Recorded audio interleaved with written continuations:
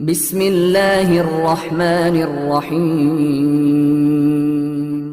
والعاديات ضبحا فالموريات قدحا فالمغيرات صبحا فأثرن به نقعا فوسطن به جمعا إن الإنسان لربه لكنود وإنه على ذلك لشهيد وإنه لحب الخير لشديد أفلا يعلم إذا بعثر ما في القبور وحصل ما في الصدور إن ربهم بهم يومئذ